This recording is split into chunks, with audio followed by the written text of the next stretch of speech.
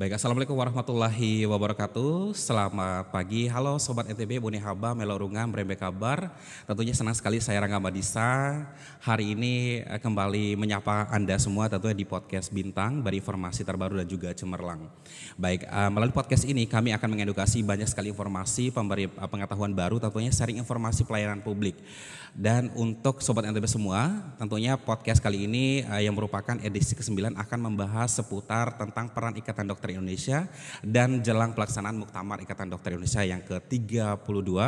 Halo Sobat NTB, Ikatan Dokter Indonesia tentunya akan menyelenggarakan gelar event yang luar biasa ini tentunya langsung di NTB berlangsung pada tanggal 12 hingga 15 Februari 2025.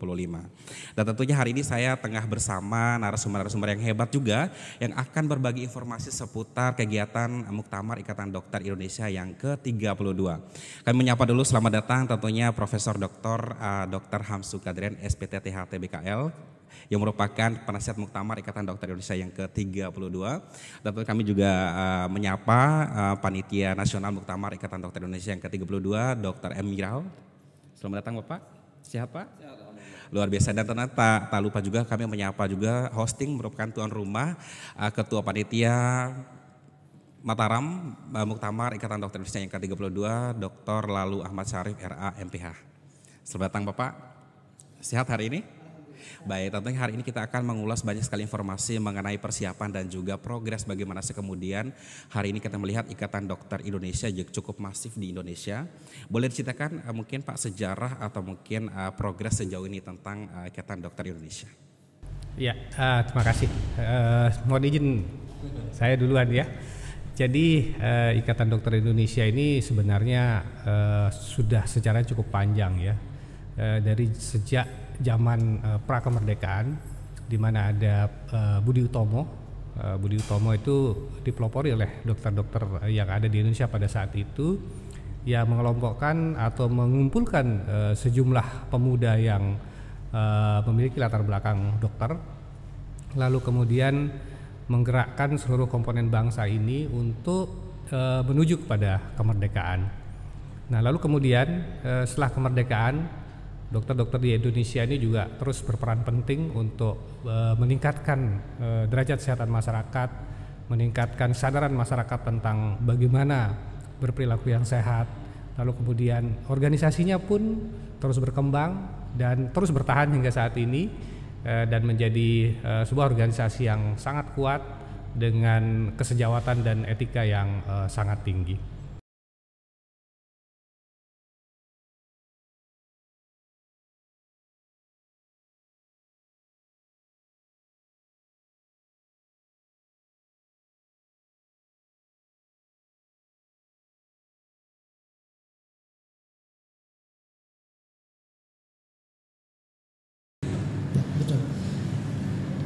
Bagaimana terpilihnya Mataram sebenarnya? Sebenarnya Mataram, di kota Mataram sebagai tuan rumah. Itu sebenarnya sejarahnya panjang ya.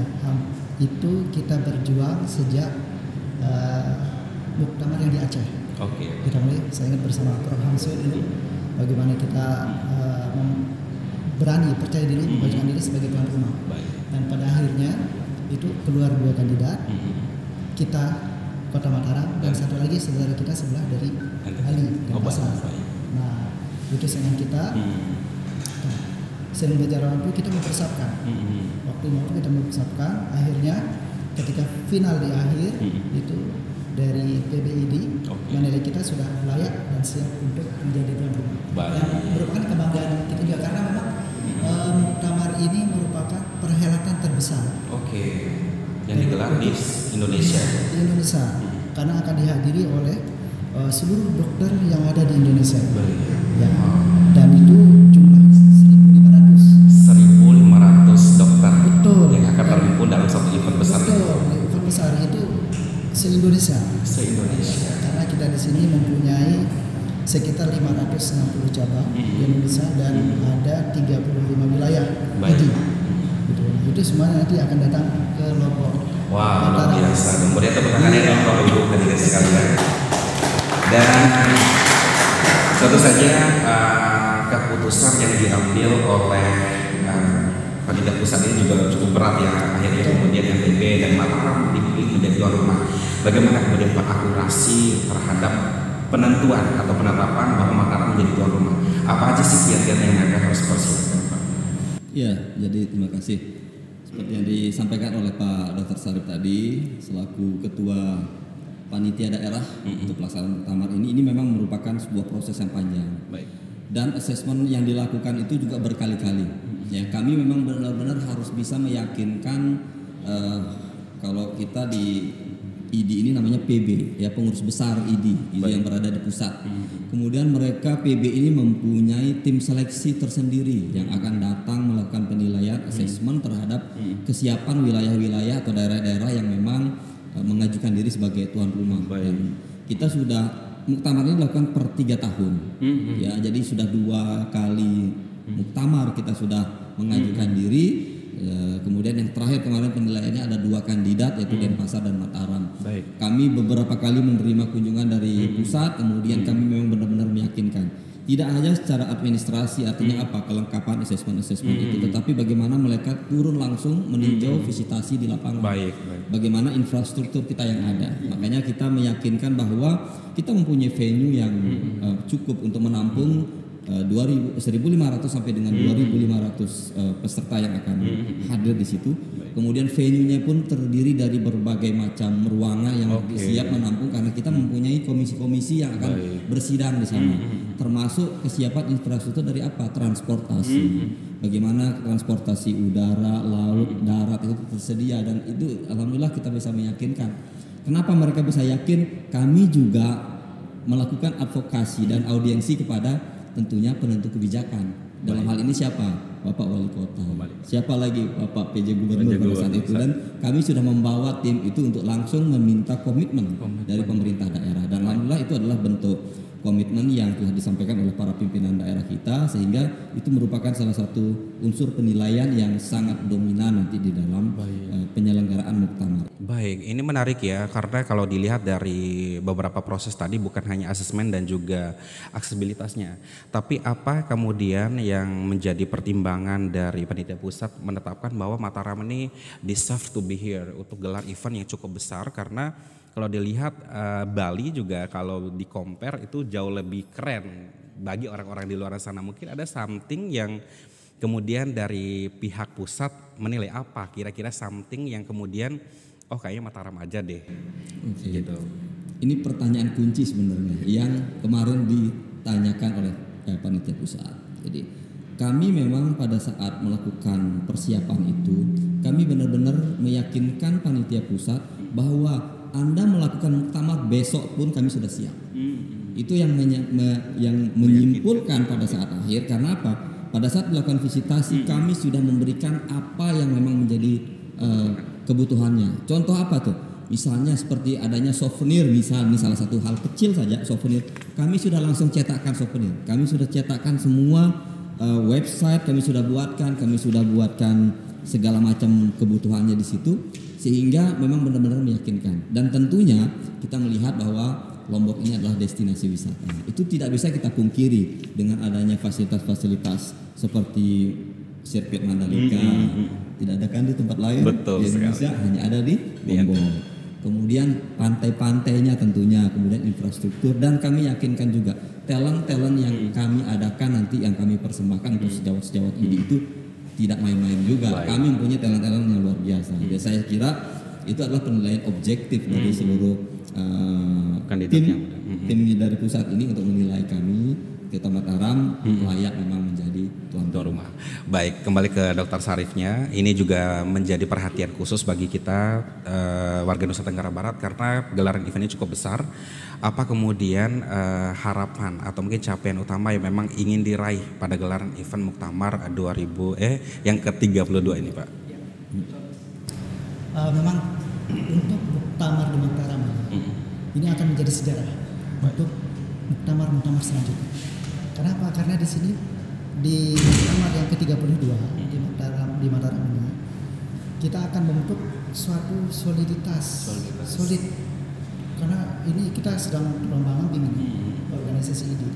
Nah, di momen ini baru kita akan membentuk suatu kebersamaan. Baik. Dan juga ini adalah pertama kali di muktamar ini diadakan itu tidak ada pemilihan. Tidak ada pemilihan. Ketua presiden. Baik. Ya, di tahun-tahun sebelumnya itu ada pemilihan ketua. Nah, di muktamar ini itu tidak ada pemilihan ketua, ada sidang komisi, ada pleno, nanti dibahas isu-isu masalah strategis, ADART. Nah, di sana bagaimana kita membangun suatu kebersamaan di sana, kita bersatu lagi, rukun lagi untuk semua dokter di Indonesia. Baik, luar biasa banget tentang sekali lagi Bapak Ibu hadirin sekalian. Baik, kalau berbicara tentang inovasi dan juga harapan kita, tentu harapan semoga Indonesia tetap menjadi baik dengan adanya Ikatan Dokter Indonesia ini. Jadi kalau mungkin kita lebih banyak mengulik, Pak, apa sih kira-kira isu strategis yang mungkin ingin di highlight di kegiatan muktamar ini, Pak? Ya. Tentu pastinya di acara muktamar itu tidak lepas dari adanya sidang pleno, sidang komisi, dan di sana itu ada komisi A, B, C, D. Nah, khususnya di sini adalah bagaimana kita pembahasan di ADART. Nah, karena di sini ADART ini yang menentukan keberlanjutan dari organisasi selanjutnya. Kemana nih organisasi profesi ID ini akan berlabuh setelah keluar peraturan yang terbaru, bagaimana kita adaptasi. Betul. Gitu untuk segala perubahan, bagaimana kita bisa menjadi mitra untuk pemerintah, bukan hanya untuk pemerintah, untuk masyarakat, untuk semua, bagaimana kita bisa membangun kerjasama dengan semua yang kalangan masyarakat. Luar biasa banget, dan ini tentunya harapan atau gelar event ini juga bukan hanya untuk mengoptimalkan satu pihak atau satu kelompok aja, namun ini juga akan menjadi pemberluasan atau kebermanfaatan bagi masyarakat lebih luas, Bapak ya. Mungkin sebelum ke Profesor, kita kembali ke Pak Dokter Emerald lagi. Melihat dengan kemajuan teknologi saat ini, tentunya untuk kualitas dan juga kemudian akses untuk dalam dunia kesehatan itu mungkin sudah semakin pesat, Pak. Bagaimana mungkin dari dokter sendiri menilai hal itu? Ya, memang sebagaimana kita ketahui, era kita sekarang adalah era digital. Dan itu sudah masuk ke semua sendi kehidupan kita. Dan salah satunya adalah kesehatan, kedokteran. Mau tidak mau, suka tidak suka, kita harus beradaptasi. Informasi sistem digital yang sudah semakin berkembang ini tentunya kita melihat sebagai sebuah bukan tantangan, bukan hambatan, tapi ini adalah peluang sebenarnya bagaimana kita mengoptimalkan era digital. Sekarang sudah mulai berkembang AI itu sudah luar biasa. Bahkan sekarang ada yang melakukan operasi di tempat lain itu sudah bisa secara digital, itu operasi jarak jauh dengan sistem robotik itu sudah ada semua. Jadi hal-hal seperti ini sebenarnya ini adalah sebuah peluang, ya, tantangan bagi kita profesi dokter untuk bagaimana kita bisa beradaptasi, mengoptimalkan dan memanfaatkan layanan yang sudah ada. Salah satunya mungkin nanti Prof. Hamzah akan menyampaikan inovasinya juga yang sudah ada itu, ya. Dan ini yang kita pandang adalah sebuah kesempatan kita untuk dokter-dokter bagaimana memanfaatkan itu. Tantangan ke depan tentunya adalah masalah kerahasiaan terhadap yang semakin terbuka informasi ini, itu jangan sampai nanti menyebabkan permasalahan kesehatan. Sudah jelas di dalam undang-undang praktik kedokteran kita bahwa kerahasiaan pasien itu adalah sesuatu hal yang mutlak harus dijaga. Jangan sampai nanti adanya digital yang terlalu masif ini menyebabkan kita lalai, kemudian tenaga kesehatan sendiri khususnya dokter itu nanti mengekspos ke sana kemari, tentunya akan berakibat ke kasus-kasus hukum, ranah-ranah hukum yang kita tentunya tidak menginginkan hal tersebut.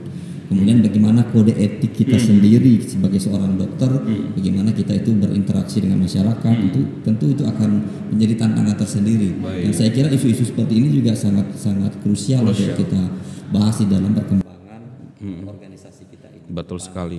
Dan kalau kita lihat era sekarang ini sangat mendorong kita untuk lebih trigger lagi untuk menyampaikan informasi yang sebenarnya tuh nggak perlu disampaikan, namun karena dengan kemudahan akses kita bisa kapan saja dan di mana saja menyampaikan informasi itu.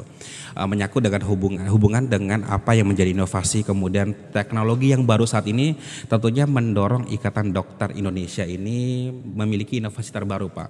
Boleh diceritakan bagaimana kemudian gagasan dari Profesor sendiri terkait inovasi Lombok imersif, Teknopark, kolaborasi pendidikan, teknologi dan budaya, bisa dijelaskan, Pak, bagaimana sih kemudian hope dan juga latar belakang tentang inovasi ini? Ya, jadi begini, hidup itu harus berimbang, gitu gitu ya. Itu kata kuncinya pertama. Jadi katakanlah kalau kita sebagai dokter itu kita mungkin kalau bekerja terus sebagai dokter kita akan bertemu dengan orang-orang yang mengalami kesulitan. Oke, Pak. Katakanlah misalnya orang yang sakit ya, pasti dia susah gitu kan. Ada yang mungkin keluarganya sudah meninggal juga gitu ya. Dan di situ peran dokter itu diharapkan sangat apa istilahnya sangat penting ya. Sehingga nanti katakanlah dia harus memfokuskan seluruh kemampuannya, seluruh keterampilannya untuk membantu si sakit. Nah, namun di balik itu ya kita juga sebagai manusia gitu kan, kita butuh sebuah refreshing, sebuah hal lain yang di luar bidang kita itu untuk bisa kita kembangkan. Nah, sehingga tadi katakanlah otak kiri dan otak kanan itu bisa berimbang. Sehingga nanti ketika kita menjalani kehidupan ini kita bisa rileks, bisa senang ya, dan bisa menikmati apa yang sudah kita lakukan. Nah, oleh sebab itu di NTB ini saya melihat sebenarnya dengan tadi yang disampaikan Dr. Emiral, ini perkembangan teknologi sekarang sudah begitu maju gitu ya. Ketika kita misalnya belajar tentang ilmu kedokteran, kalau dulu kita harus membuka atlas anatomi yang namanya Sobota, tebalnya segini, bisa kita pakai jadi bantal dan beratnya mungkin sekitar 5 kilo gitu ya. Nah, sekarang kita tidak perlu lagi gitu kan, kita bisa membuka di internet atau katakanlah kita membuat dengan teknologi imersif, kita bisa melihat nanti pembuluh darah mana yang katakanlah kita ingin pelajari, jantung kita bisa pelajari, kita bisa belah-belah dia tanpa membelah katakanlah manusia yang sesungguhnya gitu ya. Baik. Nah, sehingga nanti kita bisa tahu bagaimana sih proses dinamika di dalam sebuah fisiologi dan patologi dari sebuah penyakit misalnya pada manusia. Nah, terkait dengan NTB yang saat ini kita tahu sebagai daerah wisata, kita ini sebenarnya kekurangan daerah wisata, kekurangan destinasi wisata.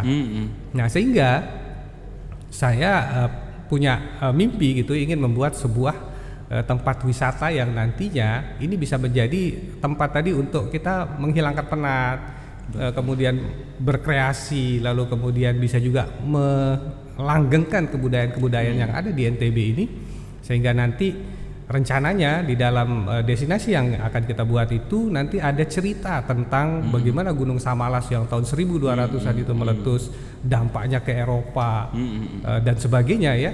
Dahsyatnya meletusan itu yang menyebabkan seluruh dunia ini mengalami suatu masa kegelapan lah kira-kira seperti itu. Nah, lalu kemudian sebenarnya kita juga punya sejarah yang sangat penting. Sebenarnya di Lombok ini ada namanya garis Wallace gitu ya.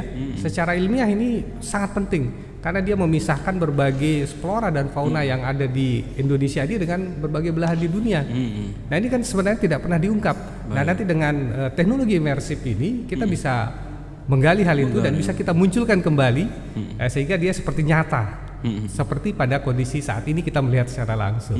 Nah, itu yang nanti akan kita buat dan ini tentunya nanti akan menjadi tempat wisata yang baru, tempat kita tadi merefleksikan berbagai hal, termasuk nanti tentang dunia-dunia teknologi, termasuk dunia kedokteran itu akan kita munculkan di sana. Baik, kalau dilihat dari purpose memang punya integrasi yang cukup masif Pak ya, karena dari ada beberapa faktor yang mungkin kita include dalam satu momen itu, dan ini juga menjadi menarik karena NTB ini sebetulnya memiliki potensi-potensi yang memang layak untuk dipertontonkan di luar sana, dan kita sebagai warga NTB tentunya turut bangga dengan apa yang menjadi hal yang dimiliki oleh NTB. Boleh tepuk tangan untuk NTB teman-teman semuanya.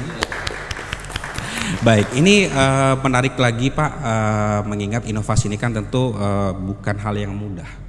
Boleh diceritakan Pak sedikit tantangan apa saja sih yang kemudian mungkin akan digambarkan atau diproyeksi ke depannya, mengingat saat ini teknologi udah sangat banyak. Tentunya kemudahan ini juga tidak terlepas dari banyak hal-hal yang mungkin akan menjatuhkan atau merusak peradaban yang kita saat ini persiapkan. Boleh diceritakan bagaimana mempersiapkan diri untuk menghalau mungkin tantangan-tantangan yang akan datang seperti ya. Baik, kebetulan saya sebagai Ketua Majelis Kehormatan Etik Kedokteran di NTB. Nah, ini sebenarnya tugasnya adalah menjaga gawang bagaimana etika kedokteran, etika teman-teman sejawat gitu yang ada di NTB ini untuk menjalankan profesinya dengan sesuai dengan standar yang sudah ada. Jadi dari zaman Hippocrates dulu itu sebenarnya sudah ada standar. Tadi salah satunya yang disampaikan Dr. Emiral bahwa kita tidak boleh membuka rahasia pasien gitu ya. Nah di sisi lain teknologi memang semakin maju dan ada peluang bahwa kita bisa melanggar aturan itu sehingga melanggar privasi pasien kita misalnya. Nah sehingga dari sini kita bisa melakukan beberapa kegiatan. Jadi dari MKIK sendiri kita sudah melakukan kegiatan preventif, misalnya dengan melakukan berbagi sosialisasi kepada teman sejawat, khususnya pada kegiatan-kegiatan ilmiah kita selalu memberikan pengingat tentang kode etik kedokteran Indonesia. Nah, di situ termasuklah bagaimana kita menggunakan teknologi itu dengan bijak. Itu juga sudah kita buatkan pedomannya. Dari MKIK pusat itu juga sudah membuatkan aturan-aturannya tentang bagaimana kita bermedia sosial ya. Tetapi tentu tetap ada tantangan-tantangan ke depan karena teknologi ini berkembang dengan sangat cepat. Jadi ketika misalnya kita kemarin bicara media sosial mungkin hanya WA lalu kemudian Facebook, sekarang sudah beda lagi nih gitu kan. Sudah sangat cepat dengan Meta dan seterusnya. Betul yang TikTok dan sebagainya yang sangat cepat perubahannya. Sehingga saya kira memang kegiatan-kegiatan preventif untuk menjaga etika kedokteran itu harus terus kita teruskan itunya. Gitu. Betul, luar biasa. Tentunya hari ini juga kita akan menjawab semua tantangan-tantangan yang kemudian ya untungnya kita saat ini masih siap untuk menerima tantangan-tantangan baru. Di saat mungkin kalau di zaman dulu mungkin kita akan sedikit kelabakan Pak. Menariknya karena teknologi hadir di tengah-tengah kita yang masih fresh, masih istilahnya tuh masih siap untuk menerima itu, akhirnya inovasi-inovasi baru itu akan berdatangan. Makanya saya tadi udah agak notice garis merahnya bahwa ternyata integrasi ini kan bertujuan untuk mendukung satu sama lain. Mulai dari beberapa aspek tadi tentunya akan mendatangkan hal-hal baru, hal-hal baik, kemudian menjadi inovasi yang tentunya akan menentukan kebijakan ke depannya. Baik, kembali ke Dr. Emiral, ini juga menjadi poin penting juga bagaimana kemudian upaya yang dilakukan dalam mendorong kolaborasi interdisipliner antara dokter dan juga tenaga kesehatan lainnya bagi pelayanan kesehatan yang lebih optimal ke depannya Pak. Ya, ini memang satu tantangan ya kan. Kita masuk kepada era kolaboratif ya. Bagaimana perubahan itu terjadi. Kalau dulu kita menganggap dokter itu sebagai orang yang single fighter yang menjadi super power begitu seorang dokter sudah memegang seorang pasien maka dia akan berkuasa penuh terhadap si pasien tersebut. Sedangkan sekarang eranya sudah era kolaboratif dan kita sudah masuk ke ranah manajerial yang profesional. Bagaimana timbulnya undang-undang keperawatan, bagaimana timbulnya undang-undang kebidanan, aturan-aturan yang jelas, undang-undang nomor 17 tentang kesehatan dan seterusnya itu sekarang ini memposisikan dokter dengan seluruh tenaga kesehatan yang lain itu adalah sebagai mitra. Saya kebetulan kepala dinas kesehatan juga di Kota Mataram. Kami mempunyai 16 jenis organisasi profesi yang sudah ada di Kota Mataram. Jadi banyak keperawatan, PPNI, kemudian IBI, Ikatan Bidan, IAI, Ikatan Apoteker dan seterusnya sampai misalnya ada promosi kesehatan, kesehatan lingkungan, nutrisionis, banyak sekali. Dan kami tahun 2024 kemarin itu sudah menggagas sebuah kegiatan besar yang kami laksanakan di Taman Sangkareang melalui Dinas Kesehatan Kota Mataram yang kami sebut dengan kegiatan Gebiar Nakes. Dan mudah-mudahan ini akan terus berlanjut. Ini adalah bentuk kolaborasi antar semua organisasi profesi. Kami menampilkan di situ organisasi profesi ini dengan masing-masing kemampuannya. Karena apa? Saat ini belum semua pihak itu tahu bahwa organisasi profesi itu ada. Misalnya organisasi profesi psikologi klinis, mungkin belum banyak yang tahu. Orang pada saat mengalami depresi dan lain itu larinya hanya ke siapa? Ke psikiater. Betul. Tapi sebenarnya ada psikologi klinis juga yang muncul di situ. Makanya peran dari organisasi profesi ini untuk memunculkan diri dan berkolaborasi itu sangat penting. Di pelayanan kesehatan pun tidak serta-merta sekarang dokter yang menentukan. Bagaimana peran seorang apoteker misalnya itu memberikan masukan, memberikan penilaian asesmen terhadap terapi yang dibutuhkan oleh pasien. Sehingga namanya patient center care saat ini berkembang. Jadi bagaimana pasien itu menjadi center terhadap profesi-profesi ini berkumpul bersama untuk memberikan terapi. Itu yang berkembang saat ini. Makanya multidisipliner itu sangat penting karena kita saling mendukung satu sama lain. Dan ini kita harapkan antar organisasi profesi, PPN, IIB, IAI dan seterusnya itu harus duduk bersama, guyup bersama, dan salah satunya adalah kegiatan yang seperti saya katakan tadi itu gebiar tenaga kesehatan ini itu harus kita munculkan, dan itu adalah inovasi yang kita kembangkan di Dinas Kesehatan, bagaimana merangkul teman-teman semua ini. Karena semua organisasi ini adalah organisasi yang memang mereka itu profesional, tidak lagi dianggap sebelah mata, tetapi porsi sesuai dengan tupoksi masing-masing, mereka melakukan pekerjaan dengan secara profesional. Oke Pak, ini juga menjadi menarik dan juga mungkin hal baru yang mungkin kita akan tetap gaungkan Pak ya. Ini kalau boleh tahu mendukung dari antardisipliner ilmu ini juga mungkin sudah berapa lama Pak masifnya? Apakah sedang berprogres? Seperti apa? Kalau memang sudah berprogres, kira-kira progresnya sejauh mana? Ini sudah dimulai dengan adanya era transformasi kesehatan. Kesehatan ini sudah memunculkan misalnya Undang-Undang 17, bagaimana peran dari masing-masing organisasi profesi di situ. Jadi itu sebenarnya sudah lumayan lama, sudah mulai berjalan. Misalnya sekarang kita kaitkan dengan di semua fasilitas kesehatan, rumah sakit, puskesmas, klinik dan seterusnya itu sudah menerapkan yang namanya standar akreditasi. Mereka dilakukan akreditasi terhadap standar-standar itu. Salah satu poinnya adalah di situ bagaimana peran dari masing-masing organisasi profesi, masing-masing profesi itu memberikan pelayanan.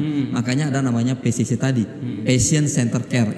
Itu yang kolaboratif mereka. Dan itu standar itu harus dilaksanakan. Kalau tidak melaksanakan itu berarti tidak terstandar secara akreditasinya. Jadi itulah wadah kita, cara kita yang ditetapkan oleh pemerintah maupun komisi-komisi akreditasi yang saat ini berjalan, dan itu sudah berlaku secara internasional. Itu berlaku secara internasional supaya memang benar-benar profesi ini diakui keberadaannya, memberikan pelayanan secara profesional kepada pasien. Baik, luar biasa ya. Kalau dilihat ini sebenarnya harusnya memang digaungkan terus-menerus dan secara masif Pak. Boleh tahu Pak, untuk tadi kegiatan Gebir Nakes itu tentunya ini kan mempunyai tujuan yang juga mulia Pak. Boleh tahu Pak, muatan apa sih yang ada di dalamnya sehingga mungkin nanti akan ada efek untuk masyarakat? Karena biasanya kalau melihat perkumpulan atau gelaran event itu pasti ada harapan di situ. Sejauh ini dengan adanya kegiatan Gebiar itu tuh efek setelah itu tuh apa Pak? Iya. Biasanya organisasi profesi misalnya seperti dokter, perawat dan lain itu biasanya kan wadahnya tertutup ya, hanya di ruangan dalam bentuk simposium, dalam bentuk kegiatan ilmiah.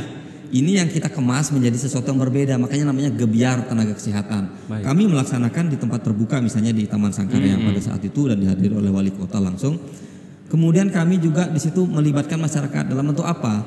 Kami membuka layanan-layanan konsultasi, pemeriksaan berdasarkan profesi itu. Termasuk juga melibatkan UMKM. Jadi itulah bentuk peran kita tenaga kesehatan ini, bagaimana menghidupkan perekonomian masyarakat juga. Jadi tidak hanya terbatas secara internal, tidak lagi eksklusif kegiatan itu dilaksanakan, tetapi harus terbuka untuk semua orang. Jadi bagaimana masyarakat juga dilibatkan, mereka juga terlibat dari semuanya ke senam bersama, kita buat, kemudian ada fun walk, kemudian mereka juga mendapatkan layanan gratis, konsultasi gratis, termasuk tadi UMKM untuk menghidupkan kegiatan ekonomi masyarakat. Baik, seharusnya tayang-tayangan seperti ini juga tetap harus kita upayakan, gencarkan, karena mungkin masih banyak yang belum tahu apa aja sih program-program yang sudah dilakukan oleh Nakes sendiri atau mungkin dari Dinas Kesehatannya, karena ini juga menjadi penting bagi kita sebagai penyalur informasi atau mungkin sebagai humas, bagaimana kemudian lebih optimal lagi. Dan kita berharap bapak-bapak semua, Pak Dokter mungkin bisa sering jalan-jalan ke sini Pak, untuk lebih update informasi terbaru tentang program-program apa saja nih kemudian yang akan kita bawa dan gaungkan. Karena kalau dilihat di sini kebetulan talenta-talenta mudanya juga cukup banyak. Jadi insya Allah kita mungkin berkomitmen, jika mungkin hal-hal ini juga urgent dan penting untuk disampaikan ke masyarakat, kita sangat open untuk discuss atau mungkin menyebarluaskan informasi penting ini. Sedikit kembali ke Dr. Sarif, ini juga menarik nih Pak. boleh diceritakan nggak sih Pak sedikit ketika akhirnya NTB diputuskan menjadi hosting atau tuan rumah pada gelaran Muktamar Ikatan Dokter Indonesia yang ke-32, bagaimana reaksi atau respon dari pemerintah sendiri atau mungkin dari member dokternya, dan mungkin dari semua kandidat atau delegate yang akan datang itu pasti amazed dengan adanya Muktamar ini di NTB, karena kalau lihat ya potensinya mungkin udah nggak main-main seperti itu. Boleh diceritakan? Betul, ya.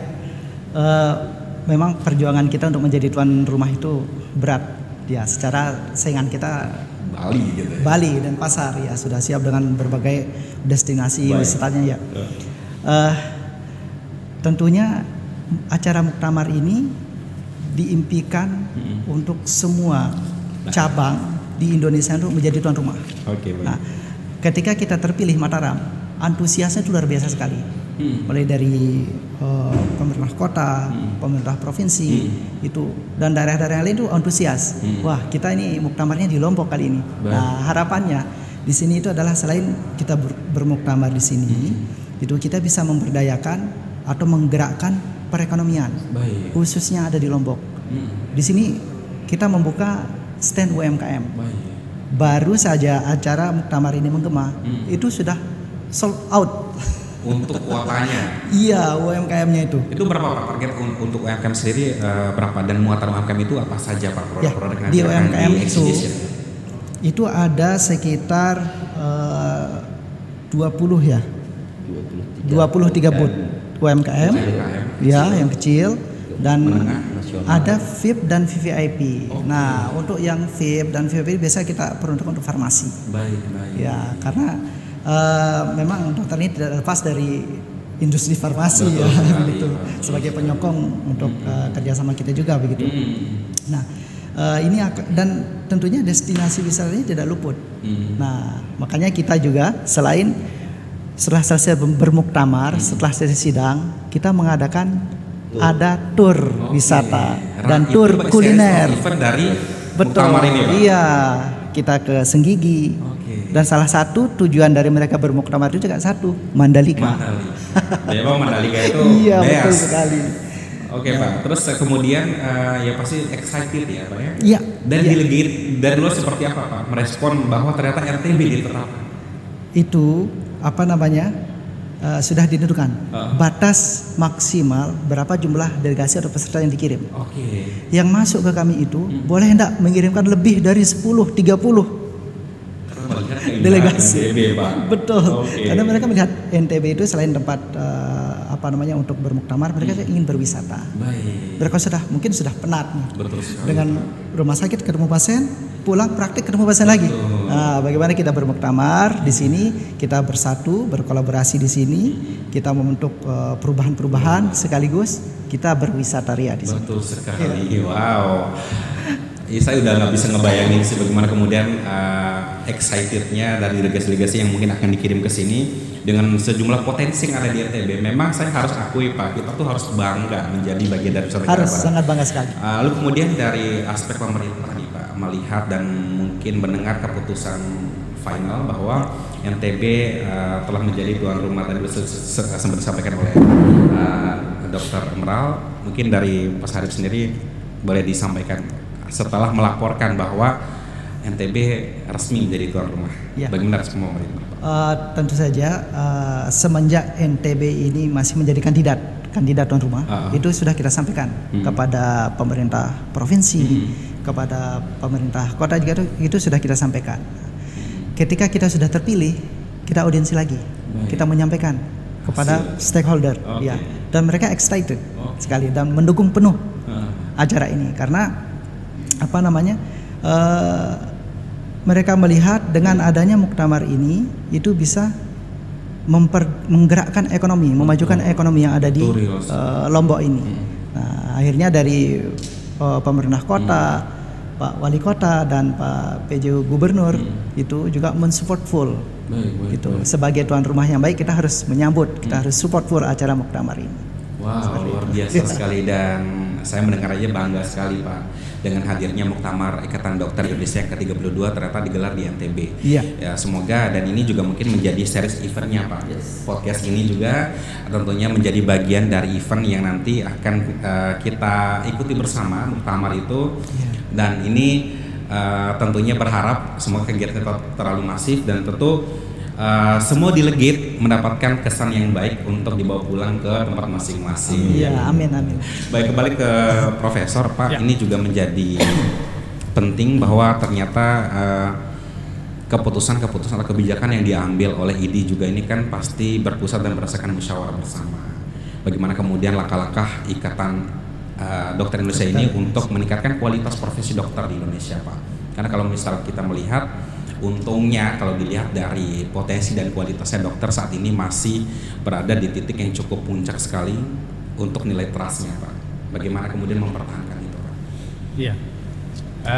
Iya, ini pertanyaan yang bagus karena kebetulan saya juga mengajar di Fakultas Kedokteran ya di Universitas Mataram. Jadi menjaga mutu seorang dokter itu tidak bisa hanya sepotong-sepotong gitu ya. Jadi kita menjaga mutunya itu mulai dari awal, mulai dari saat dia masuk menjadi mahasiswa, proses belajarnya, lalu kemudian setelah lulusnya itu nanti ada ujian nasional. Ujian nasional itu untuk menentukan standar minimal seorang dokter di Indonesia ini boleh berpraktek atau tidak. Lalu kemudian ada namanya pendidikan kedokteran berkelanjutan. Ini yang terus dilakukan oleh seluruh IDI mulai dari cabang, wilayah sampai ke pusat. Dan di dalam kegiatan muktamar ini pun juga ada kegiatan ilmiahnya. Jadi tidak hanya sekedar sidang organisasi juga, tapi ada kegiatan ilmiahnya juga yang berfungsi tadi untuk tetap merefresh teman-teman, khususnya untuk ilmu pengetahuan dan teknologinya, termasuk juga keterampilannya, sehingga kita harapkan bahwa dengan kegiatan-kegiatan ini nanti bahwa level kemampuan dan keterampilannya itu tetap tinggi, tetap terjaga tinggi. Di samping itu juga saya kira pemerintah sudah menetapkan istilahnya jumlah SKP minimal yang harus dipenuhi untuk dia bisa tetap berpraktek dalam 5 tahun ke depan. Jadi ada ranahnya nanti di situ adalah ilmu pengetahuan, kemudian ada pengabdiannya dan juga ada pelayanan kesehatannya. Nah, sehingga dengan cara begitu kita bisa bersama-sama tidak hanya dari IDI saja tetapi juga dari pemerintah menjamin bahwa kualitas dokter yang ada di Indonesia ini tetap terjaga dan tetap baik. Karena begini jumlah dokter di Indonesia ini jumlahnya sekitar 225.000 yang melayani hampir 250 juta penduduk di Indonesia. Nah, sehingga menurut saya ya memang dari semua sisi ya kita harus bertanggung jawab gitu ya terhadap kemampuan dokter yang melayani seluruh bangsa Indonesia ini supaya derajat kesehatannya tinggi, supaya katakanlah angka harapan hidupnya tinggi ya, angka kesakitannya tidak terlalu tinggi ya, sehingga harapannya bahwa memang Indonesia ini tidak berkutat hanya untuk katakanlah menyehatkan bangsa, tetapi juga untuk meningkatkan performa, untuk meningkatkan laju pertumbuhan ekonomi dan sebagainya. Ini mungkin juga akan berdampak juga dari perguruan tinggi Pak, mungkin mempersiapkan SDM juga yang layak untuk menjadi seorang dokter, karena berbicara tentang profesi dokter ini juga menjadi profesi yang cukup sakral juga karena menentukan hidup dan matinya seseorang gitu. Nah, ini juga menjadi pertimbangan bahwa mungkin dari segi akademis juga ini harus tetap dimasifkan, mungkin dioptimalkan kembali agar apa? Ketika mereka keluar mungkin akan udah siap, mungkin bukan hanya tentang ilmu kesehatan aja, tapi mungkin rasa empati yang tinggi misalnya, atau mungkin hal-hal yang menilai integritas mereka mulai dari kejujuran segala macam. Bagaimana kemudian isu yang mungkin kita perlu gali lebih dalam lagi, ternyata banyak juga univ-univ yang juga mungkin menyediakan layanan atau sekolah kedokteran, tapi ternyata ada hal mungkin yang mungkin belum siap sebetulnya, tapi dipaksakan seakan-akan itu akan menjadi tameng untuk menaikkan akreditasinya. Itu kan juga menjadi masalah baru bagi dunia kesehatan Pak. Itu ketika melihat dan mungkin meninjau hal itu, bagaimana tanggapan dari penasihat Profesor? Iya, jadi kebetulan saat ini saya juga menjadi sekretaris Asosiasi Institusi Pendidikan Kedokteran Indonesia. Jadi se-Indonesia saya menjadi sekretaris. Memang kita mendapat informasi lebih dari 150 institusi sedang mengajukan diri untuk membuka fakultas kedokteran baru. Nah, ini memang bisa menjadi sebuah dilema lah kira-kira di dalam perkembangan dunia kedokteran ya. Karena kalau terlalu banyak jumlah lembaga pendidikan kedokterannya, ini tentu akan menjadi semakin kompleks ketika kita menjaga mutunya. Di sisi lain sebenarnya jumlah FK yang ada saat ini itu sudah jumlahnya 120 lebih. Nah, sehingga kalau kita bisa optimalkan yang sudah ada ini dengan katakanlah menambah jumlah kuota mahasiswa dan sebagainya, itu akan lebih cukup. Ya istilahnya kompleksitasnya bisa lebih rendah. Walaupun tetap ada tantangan di situ, tetapi saya kira ini akan jauh lebih mudah ketimbang kita sekarang membuka lagi 150 lagi yang baru. Ini akan menambah lagi kompleksitasnya. Karena ya terus terang tadi di balik pembukaan fakultas kedokteran baru ini memang ada isu-isu bahwa katakanlah jumlah SPP-nya lebih tinggi dari yang lain ya. Tapi memang karena biaya operasional untuk menyelenggarakan pendidikan kedokteran ini memang lebih tinggi. Nah, sehingga memang kita perlu hati-hati di situ. Jangan sampai universitas itu terjebak hanya karena ingin katakanlah mendapatkan jumlah pendapatan yang tinggi, tetapi nanti tidak menjaga kualitas proses pendidikannya. Baik, berarti kalau dipilih, kalau diminta untuk compare kedua hal itu, akan lebih baik mempertahankan institusi yang memang sudah ada, tapi akan menciptakan kualitas yang baru, kualitas yang lama mungkin dari kampus yang oke dibandingkan menghadirkan institusi baru. Itu mungkin akan menambah kompetisitas tadi, dan ini juga menjadi masalah baru tentunya Pak. Karena di setiap generasi itu punya cara sendiri untuk menjalani profesinya gitu. Apalagi sekarang kalau kita kenal Gen Z sekarang atau mungkin dan ke bawahnya itu mereka lebih individualis mungkin Pak ya, mungkin lebih banyak berprinsip tapi pada dirinya masing-masing, tidak memperlihatkan bahwa mereka punya empati yang lebih luas misalnya, atau mungkin tidak memperlihatkan bahwa mereka punya daya saing lebih kayak kita zaman-zaman dulu. Mungkin di milenial mungkin itu karena dihadapkan di dua sikon yang mungkin belum terlalu maju secara teknologi, dan sekarang kita menghadapi teknologi yang cukup masif, itu akhirnya kita mungkin cukup bisa beradaptasi. Berbeda dengan anak-anak yang mungkin di bawah kita cukup menjadi masalah baru akhirnya Pak. Bagaimana kemudian jika Pak ini ada temuan-temuan baru, ternyata ada institusi yang memang melahirkan profesi dokter tapi ternyata tidak mumpuni di bidangnya Pak. Bagaimana kemudian akhirnya tindak lanjut atau mungkin punishment? Apakah punishment hanya untuk personal itu atau mungkin dari institusi? Iya. Sebenarnya kami dari Asosiasi Institut Pendidikan Kedokteran sebenarnya mendorong Kementerian Ristek Dikti untuk betul-betul menjalankan tadi punishment itu ya untuk teman-teman yang katakanlah tidak menyiapkan dengan baik atau tidak melaksanakan dengan baik proses pendidikannya. Tapi sebenarnya dengan katakanlah uji kompetensi nasional itu sudah lumayan terseleksi. Jadi katakanlah universitas-universitas yang tidak menjalankan proses pendidikan dengan baik biasanya akan banyak yang tidak lulus. Nah, ketika banyak yang tidak lulus ini mahasiswanya pasti itu tidak diberi pembelajaran yang baik pada proses-proses sebelumnya. Nah, tetapi harapannya memang harusnya ada reward and punishment. Kalau memang dia tidak mampu untuk memberikan pelayanan yang baik untuk proses pendidikan kedokteran itu ya seharusnya ditutup. Tetapi kami juga sangat paham bahwa dinamika ketika mau menutup sebuah program studi pendidikan dokter itu biasanya sangat kompleks dan rumit. Ada demo dan segala macam, ya menterinya jangan-jangan digoyang juga gitu ya, sehingga ini memang sangat sulit. Sehingga ketika ingin membuka itu yang mungkin perlu sangat selektif dan betul-betul memang di daerah yang katakanlah tidak ada fakultas kedokterannya, dan kalau sudah banyak ya saya kira cukup dikembangkan saja yang sudah ada ya. Dan kalau bisa kita terus memberikan advokasi, kita memberikan pelatihan, kita memberikan pembimbingan supaya yang sudah ada ini kualitasnya semakin membaik. Oke, baik Pak, luar biasa sekali ya. Kalau bisa dilihat boleh nggak sih Pak, saya pengen tahu juga nih efektivitas daripada SDM yang memang dilahirkan oleh universitas atau instansi ini juga mungkin akan menjadi penting bagi keberlangsungan hidup-hidup orang-orang yang di daerah terpelosok Pak. bagaimana pemerataan itu dilakukan Pak? Apakah memang dilandasi oleh Ikatan Dokter Indonesia ini atau mungkin ada pihak lain yang menentukan kebijakan itu Pak? Iya, jadi sebenarnya ini salah satu topik dari muktamar kita pada tahun ini, bagaimana supaya dokter yang dihasilkan ini nanti bisa bertugas di seluruh wilayah Indonesia. Tentunya ini kebijakan untuk distribusi dokter itu ada di tangan Kementerian Kesehatan ya. Jadi pemangku kepentingan utamanya adalah Kementerian Kesehatan. Tapi tentunya kita berharap bahwa dari sisi organisasi anggota kita ini tidak diterlantarkan lah kira-kira gitu atau tidak diperhatikan di daerah terpencil. Karena ketika dia mau bertugas di daerah terpencil harusnya ada reward atau insentif untuk mereka sehingga mereka bisa hidup layak.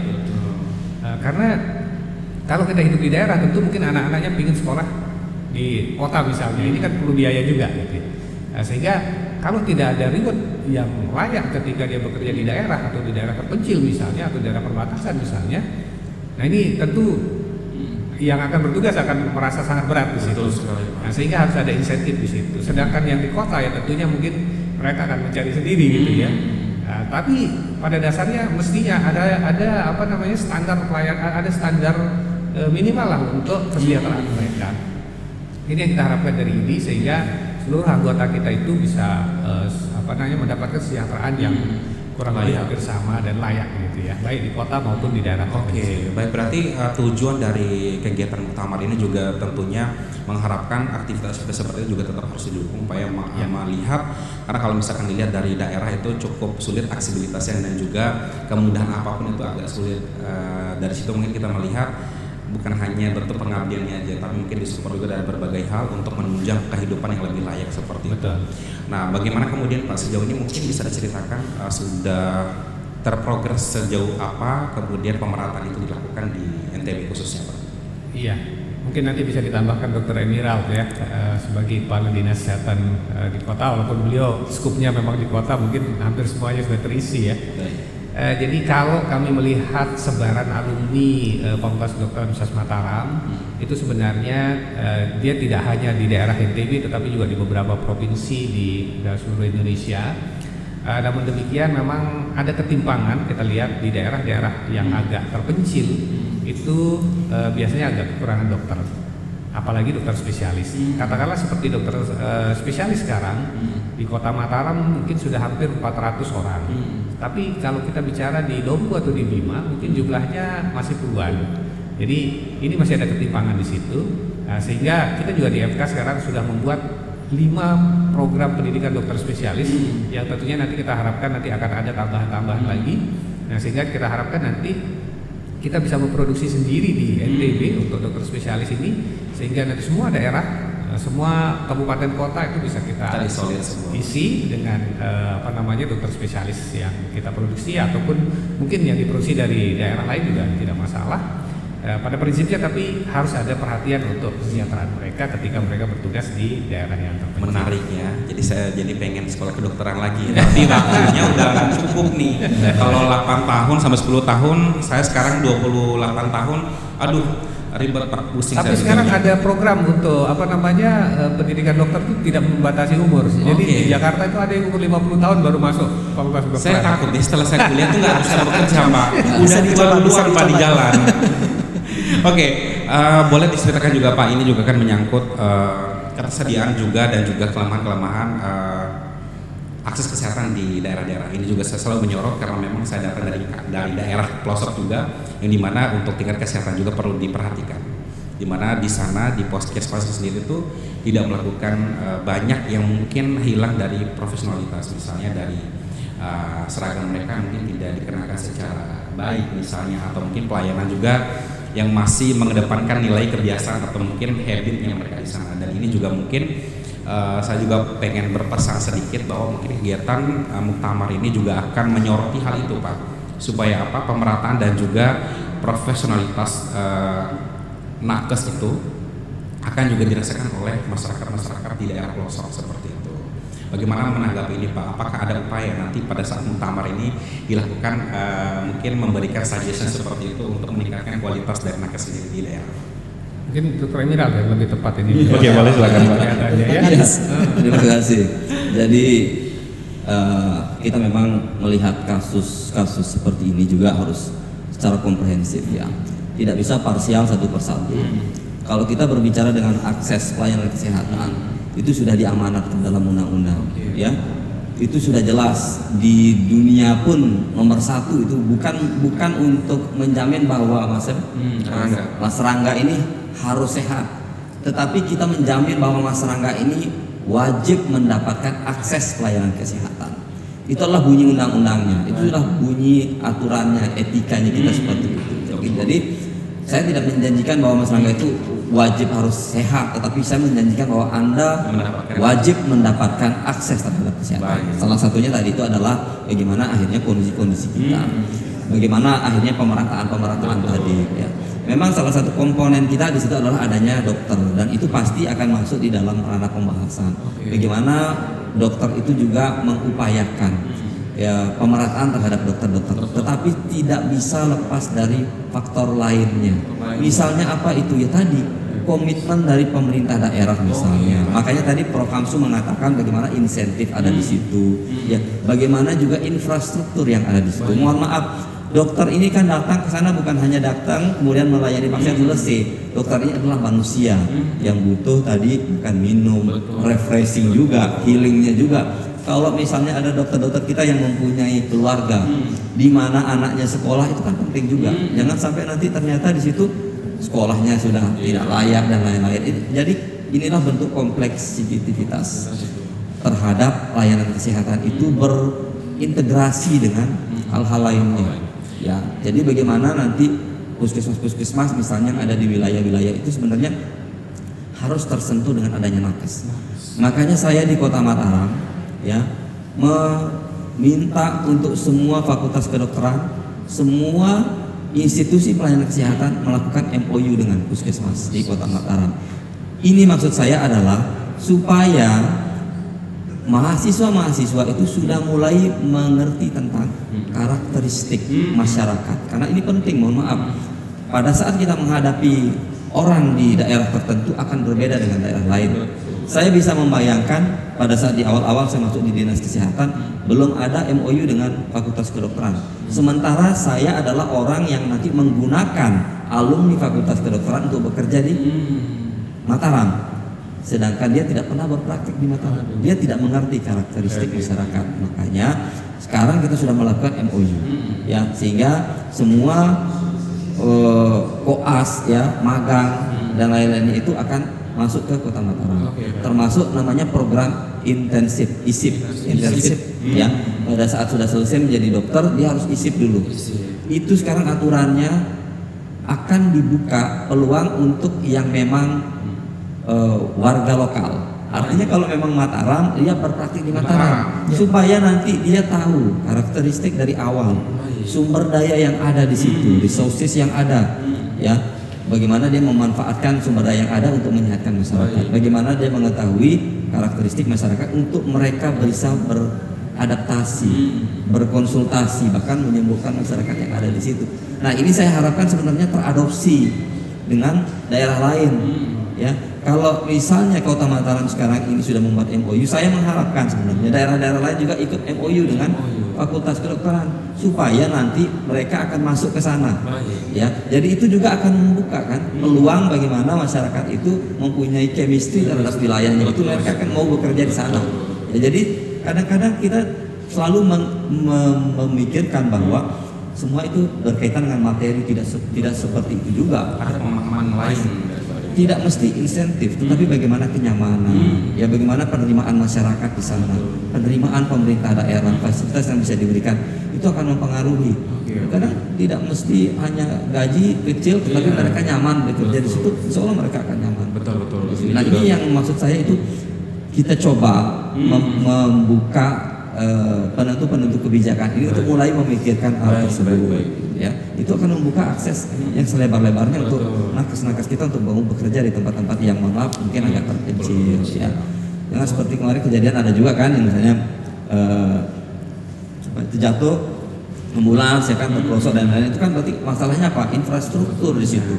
Infrastruktur sudah berisiko menangani pasien, berisiko lagi terhadap adanya jalan. Misalnya saya kira ini adalah bentuk perhatian pemerintah yang harus kita perkuat nantinya. Ya. Oke Pak, terima kasih banyak, ini udah memberikan insight yang luar biasa. Saya juga akhirnya termotivasi juga mengingat memang habit masyarakat itu memang tidak segampang itu kita mau sampaikan bahwa harus A, B, C, D, dan D gitu. Ternyata memang sebagai nakes juga kadang-kadang juga butuh persiapan untuk lebih match atau mungkin adaptasi lebih jauh lagi. Ini menarik Pak, balik ke Dr. Sarif lagi. Dalam kegiatan muktamar ini stakeholder apa aja mungkin yang dilibatkan sehingga nanti tadi yang dibahas itu akan terintegrasi dengan baik Pak. Boleh disampaikan mungkin dari pemerintah daerahnya atau mungkin Pemda-Pemda yang mungkin akan diundang di situ tuh siapa aja Pak? Ya. Tentunya di muktamar ini semua kita libatkan. Baik. Karena ini acaranya nasional. Itu besar, seluruh Indonesia. Itu mulai dari Pemprov, Pemda, kita juga melibatkan dari Dinas Perhubungan, Dinas Pariwisata, itu semua tidak luput. Semua dilibatkan gitu. OPD juga kita libatkan. Ya, karena di sini peserta muktamar ya bukan hanya pesertanya aja yang datang. Yang banyak itu romlinya. Rombongan family. Iya. Ya, pesertanya bermuktamar, romlinya jalan-jalan. Iya. Nah, mulai dari dan di sini karena yang hadir itu bukan hanya peserta, itu juga bahkan ada dari luar negeri juga yang datang. Itu yang datang ketua dokter sedunia ya. Dari Malaysia yang karena mereka melihat X-ray di Lombok ini, X-ray ya. Nah, terus yang kedua yang hadir itu juga dari Thailand, ketua dokter Thailand. Pengen juga menghadiri di muktamar ini. Nah, makanya ya, betul. Nah, dan kemungkinan besar itu nanti RI1 akan datang. Nah, ini masih kita usungkan karena di setiap muktamar itu RI1 itu membuka acara muktamar ini. Ya, betul. Makanya semua OPD dan stakeholder kita libatkan, mulai dari Polda, Polres, dan OPD dinas-dinas kesehatan apalagi itu pastinya itu nanti terlibat. Berarti bisa dibilang muktamar Ikatan Dokter Indonesia yang ke-30 ini hajat akbar ya. Ajang paling besar perhelatan ini. Kami menghadirkan pembicara juga dari Prof. Yusril Iza Mahendra, Pak Menteri. Ya. Kemudian kami menghadirkan juga Direktur BPJS Pusat, ya Pak Profesor Ali Gufron. Jadi itulah bentuknya nanti pembahasan, misalnya dari Prof. Yusril nanti membahas bagaimana sisi hukum kedokteran kesehatan itu seperti apa. Kemudian kami menghadirkan Direktur BPJS. Harapannya di situ nanti sinkron antara BPJS dengan dokter supaya nanti tidak memasalahkan masalah asuransi dan lain-lainnya ini supaya masuk di situ. Nah, inilah untuk kolaborasi dan perhelatan yang bersama lah, menghasilkan sebuah gagasan, menghasilkan sebuah rekomendasi yang baik sebagai mitra pemerintah nanti. Baik. Wow, ini juga luar biasa sih kalau saya lihat. Saya udah ngebayangin kalau nanti pada saat muktamar itu banyak sekali efek-efek yang mungkin bisa kita adopsi bersama untuk kemajuan dokter Indonesia gitu. Karena kalau misalnya kita lihat nggak cukup dengan kita menghimbau dari tulisan aja, dari gambar atau ilustrasi aja, tapi melalui kegiatan muktamar ini tentu saja dari beberapa pihak itu akan mengerti apa purpose dari kegiatan ini. Bukan hanya sekedar event muktamar di Lombok, bukan hanya itu, tapi yang paling penting adalah bagaimana kemudian muktamar ini menyatukan persepsi misi untuk memajukan kesehatan di Indonesia. Baik, ini kita sudah banyak sekali membahas Pak, dan ini saya rasa sudah sangat cukup bagi saya gitu ya. Mungkin bagi sobat RTB juga kayaknya udah sangat tersuguhkan informasi-informasi seputar muktamar Ikatan Dokter Indonesia yang ke-32, dan juga tadi juga kita banyak membahas bagaimana proses dan regulasi, bagaimana keadaan di Indonesia saat ini juga akan menentukan kebijakan pada saat muktamar yang akan dilaksanakan pada beberapa hari mendatang ini Pak ya. Baik, boleh dong kita mau closing statement mungkin dari harapan dari Profesor dulu mengenai kegiatan muktamar ini seperti apa sih Pak? Ya, tentunya kita berharap bahwa muktamar ini menjadi muktamar yang diingat sepanjang masa oleh semua peserta maupun stakeholder terkait, karena dengan kegiatan muktamar ini kita berharap bahwa ada peningkatan aktivitas ekonomi, ada peningkatan aktivitas berorganisasi, ada peningkatan aktivitas kesejawatan, ada peningkatan aktivitas untuk kesadaran diri kita untuk menyehatkan bangsa, sehingga harapannya bahwa muktamar ini menjadi muktamar yang terus diingat sepanjang masa dan bermanfaat bagi daerah dan juga bagi bangsa Indonesia. Wow, luar biasa. Boleh tepuk tangan Bapak Ibu sekalian. Sekarang ada Dr. Salim. Saya rasa jauh dengan Prof. Harapan saya juga karena ini merupakan ajang muktamar yang bersejarah. Baik. Itu yang pertama kali di Lombok untuk melanjutkan muktamar-muktamar yang sebelumnya. Selanjutnya. Ya, yang selanjutnya. Ada hope nih 3 tahun ke depan akan dilanjutkan lagi. Betul. Kita akan bersama Bapak Ibu sekalian. Ini adalah muktamar yang penginisiasi untuk yang selanjutnya. Kami berharap saya selaku Ketua Panitia di sini untuk muktamar ini sukses dan bisa berkesan di seluruh peserta se-Indonesia. Doa luar biasa Pak, bismillah ya. Kita bayangkan muktamar yang ke-32 ini tentunya dapat memberikan efek yang cukup baik, terutama untuk beberapa pihak yang dilibatkan tadi, termasuk UMKM juga nanti akan tumbuh sekali. Dilihat dari jumlah 1.500 orang itu nggak sedikit, belum bagi familinya Pak, mungkin bisa 2-3 kali lipat. Dan harapan kami tentunya kegiatan ini akan memberikan multiplier efek yang cukup bagus bagi orang-orang yang akan dilibatkan. Kembali ke Dr. Indra. Iya, terima kasih. Jadi harapan saya untuk muktamar ini tentunya adalah 3 sukses. Ya, yang pertama adalah sukses pelaksanaan. Amin. Bagaimana tadi harapan dari Prof. Hamsu, Pak Dr. Sarip, bagaimana pelaksanaan ini bisa berjalan lancar, kemudian memberikan hasil terhadap organisasi profesi maupun peningkatan layanan kesehatan kita di Indonesia. Ya, itu bisa terlaksana. Yang kedua adalah tentunya sukses pencitraan kita. Bagaimana NTB Kota Mataram ini akan muncul sebagai tempat MICE, Meeting Incentive Conference Exhibition. Sesuai dengan harapan Pak Gubernur juga NTB mendunia. Ya, kemudian harapan dari Bapak Wali Kota juga Mataram semakin harum. Mudah-mudahan ini bisa mengharumkan Kota Mataram. Kemudian akan dilanjutkan dengan kegiatan-kegiatan lain. Tanggal 20 bulan Februari itu 500 dokter Objin. Bulan Oktober dokter-dokter THP Prof. Hamsu 1.800. Jadi akan banyak kegiatan-kegiatan lanjutan yang lainnya. Ini membuktikan bahwa secara pencitraan kita itu sukses melaksanakan dan kita sangat siap untuk menerima siapapun itu. Yang ketiga adalah sukses ekonomi tentu. Bagaimana keberadaan UMKM ini meningkatkan keberadaan UMKM yang kita hadirkan ini meningkatkan kesejahteraan bagi masyarakat. Bagaimana 1.500 orang ini kita bisa bawa untuk makan ayam taliwang nanti malam misalnya, ya.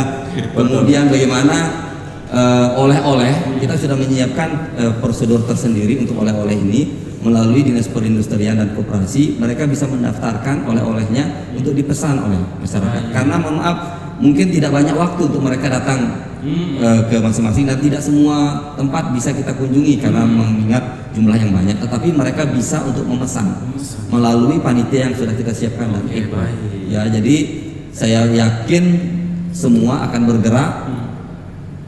EU sudah jelas bergerak, kemudian vendor-vendor kita termasuk talent-talent kita yang ada di Kota Mataram dan NTB. Hampir seluruh MC kita pakai. Kalau Mas Rangga mau jadi MC silakan mendaftar. Gas Pak. Gas ya. Jadi sudah kita libatkan semua. Jadi mudah-mudahan tadi multiplier efeknya kita bisa dapatkan. 3 kesuksesan itu kita bisa dapatkan dan insya Allah ini akan menjadi tonggak pertama di tahun 2025 ini untuk kita lebih bagus lagi NTB menyelenggarakan kegiatan-kegiatan akbar seperti ini. Amin. Betul, MC-nya itu senior-senior saya juga Pak, kebetulan semuanya. Jadi memang kalau saya lihat dari beberapa postingan di belakangan ini muktamar ini menjadi event yang cukup besar Pak, karena yang di-host sama IO yang profesional banget, ya kita tahu Balai Janur luar biasa banget, dan talent-talent yang nanti akan ngelit acaranya juga luar biasa, dan saya mengidolakan beliau semua karena senior juga, terus saya juga bagian dari MCL, tapi karena memang kerja di dinas agak sulit lebih explore keluar karena hanya weekend bisanya, kecuali kebutuhan-kebutuhan yang memang protokoler seperti itu. Jadi alhamdulillah saya hari ini juga merasa cukup terhormat juga Pak, karena bisa membersamai dan ikut seri event dari Muktamar ini, karena podcast ini juga mungkin kita harapkan dari minggu kemarin Pak. Ini saya juga kayaknya wah menarik nih gitu, karena mungkin bergandeng dan juga membersamai orang-orang hebat seperti Bapak semua di sini. Dan saya sangat berterima kasih karena telah memberikan dan meringankan langkah hadir di tempat yang sederhana ini Pak. Artinya saya di sini menjadi hosting dan itu menjadi portofolio saya yang akan lebih tingkatkan lagi untuk dipakai di luar sana Pak. Semoga aja gitu Pak ya. Mungkin dari Dikes boleh Pak ya. Baik. Sobat NTB, tentunya demikianlah obrolan podcast kita kali ini. Tentunya kita doakan semoga Muktamar Ikatan Dokter Indonesia yang ke-32 ini terlaksana sukses, tentunya menghasilkan program-program terbaik yang tentunya untuk pengabdian terbaik, suatu pengetahuan terkini mengenai profesi dokter yang tentunya dinaungi oleh Ikatan Dokter Indonesia. Dan kami haturkan terima kasih kepada Profesor Hamsu dan juga tentunya Bapak Sarif, Bapak Dr. Sarif, tentunya Dr. Indra juga yang telah kesempatan hadir, banyak sekali berbagi informasi penting mengenai kesiapan dan juga terselenggaranya Muktamar Ikatan Dokter Indonesia yang ke-32. Dan harapan kami semoga kegiatan ini juga akan memberikan manfaat bagi masyarakat, terutama stakeholder yang terlibat, dan kebijakan-kebijakan nanti yang akan diambil semoga terlaksana dan teradopsi dengan baik, sehingga pemerataan ini tetap harus kita harapkan. Baik, demikianlah podcast kita pada kesempatan kali ini.